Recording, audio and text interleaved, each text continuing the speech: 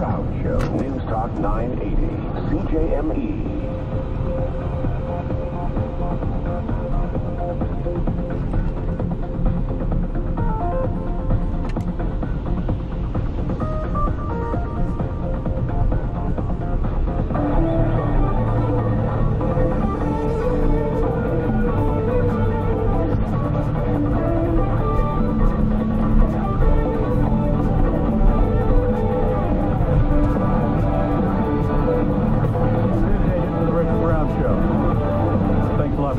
Wherever you may be in this great province of ours, or if you're listening online at cjme.com or ckon.com. Don't forget, you can always connect with us. Text 306-306. Don't forget your name, where you're from, and follow us on Twitter at RBShowSK. Happy Tuesday to you.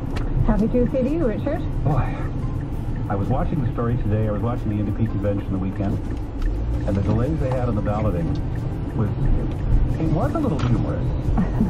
It was sad, but it was humorous. And today we find out that a company called Cytle, which was tasked with the responsibility of conducting this online vote, says that they were the victims of an attack, an attempt to crash or slow down their website by, and this is a quote, saturating servers with bogus external communication requests that deny legitimate users access.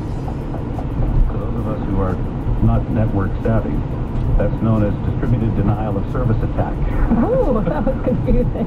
But it raises the question then, you know, if this system, which they said had fail-safes in it, didn't they? That's what they said. System is fail-safe. Just slowed things down. Well, that being the case, all of the talk that Elections Canada has had about online voting, and I'm a big proponent of online voting. I think anything we do to get young people involved in the elections process, and that seems to be one of the mantras in the 2011 election, was let me vote online, then I'll get involved in politics.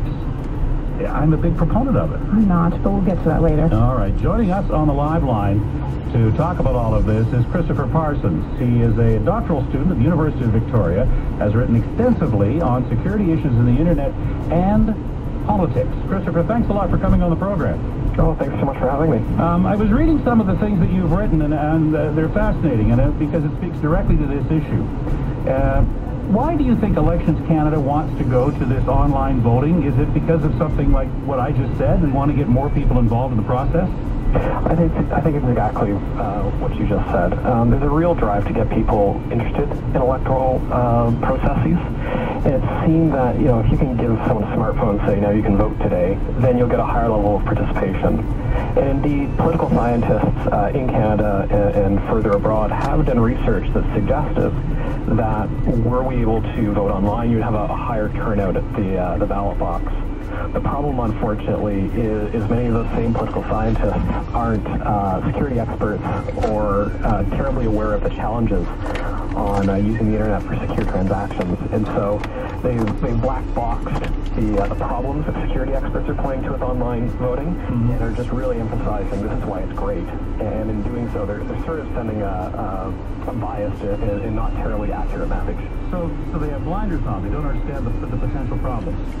Yeah, and quite often you get it in the government where they'll say, you know, we recognize there are these, you know, quote-unquote security problems, but they black box them and say, but they'll be solved by, you know, the geeks. Yeah. And so this is why we should do it. And unfortunately, I say as one of the geeks, it currently can't be done with the infrastructure that we have for the internet. The internet's a wonderful place. It's a great place. We do great things on it. But there's some things that it's just inherently not good at. And if Canada can figure out how to securely and safely vote online without risking the legitimacy of our votes, then we'll solve our budget problem. Because we'll be able to go around to every country in the world and say, hey, this is how you fix the internet.